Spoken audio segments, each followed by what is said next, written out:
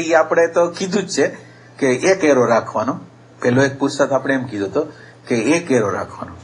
એક એરો રાખવાનો, નાભીમાં રાખવાનો, શ્વાસમાં રાખવાનો, હૃદયમાં રાખવાનો. તો આ પેલો અભ્યાસ. આ પેલો અભ્યાસ આપણે આ કરી શકીએ. પછી બીજો અભ્યાસ કે જો આ શ્વાસમાં તમે છો તો સ્મૃતિ નથી, વિચાર નથી, ભાવ નથી. આ જો તમે આમાં ઉભા હો તો ઈ આવે ને તમને ખબર પડે. પણ જેવું તમે આને છૂટી જાઓ શ્વાસને, એટલે પાછું એમાં તાદાદ નથી. એટલે પેલા એક એરો રાખી શકી.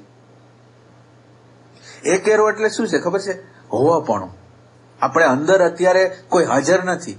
આપણા ઘર છે, આ ઘરની અંદર કોઈ કરતા અરાજક છે. નોકરો રાખ્યા છે.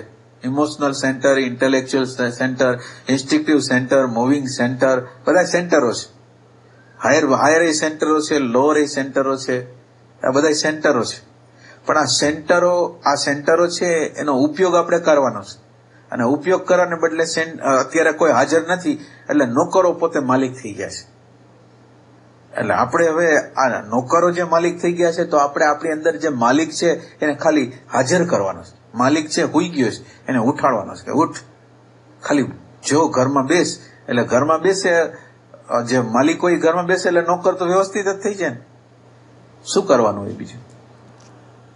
એટલે આ દ્રષ્ટાપણામાં રહેવાનો જે અભ્યાસ છે, હોવાપણામાં રહેવાના અભ્યાસ દ્વારા પ્રકૃતિને જેમ જેમ જોતા જાય એમ પ્રકૃતિ છે એને ઉર્જા ન મળે. ઉર્જા ન મળે એક વાત થઈ ગઈ.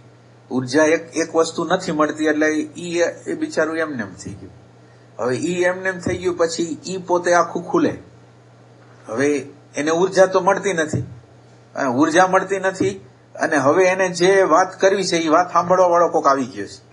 રાગને સાંભળવા વાળો, દ્વેષને સાંભળવા વાળો, લોભને સાંભળવા વાળો આવી ગયો છે અંદર. તો આવી ગયો છે એટલે શું થાય? રાગ એને પોતાની વાત બધી કરે અને રાગ એની વાત કરે અને આ એને શાંતિથી સાંભળે ને એટલે રાગ જાય. દ્વેષ છે એને શાંતિથી સાંભળે તો દ્વેષ જાય. ભયને શાંતિથી સાંભળે તો ભય જાય. તો હવે કરવાનું જે છે ચિત્તવૃત્તિના નિરોધમાં કરવાનું શું છે? તો કે પેલા ઉર્જા નથી દેવાની, એક અહીંયા હાજર રહેવાનું છે. અને પછી એ જે સ્ટોરી કહે એ સ્ટોરીને સાંભળવાની છે પ્રેમપૂર્વક. આ વિચાર ખરાબ છે, આ વિચાર ન આવવા જોઈએ એવું કાંઈ નથી. ગમે એવા ભયંકર વિચાર છે તોય ભલે, સારા વિચાર છે તોય ભલે, જે છે એ જેમ છે મને કોઈ પ્રોબ્લેમ નથી. આ દુનિયાની જેટલી ખરાબી હોય, હારાપણ હોય, મને કોઈ પ્રોબ્લેમ નથી. હું એનાથી રાજી નથી, નારાજી નથી. એટલે એવી તટસ્થતા આપણી હોય ને તો તટસ્થતાનો જે અભ્યાસ છે ને એ આપણને ચિત્તવૃત્તિનો નિરોધ કરાવે.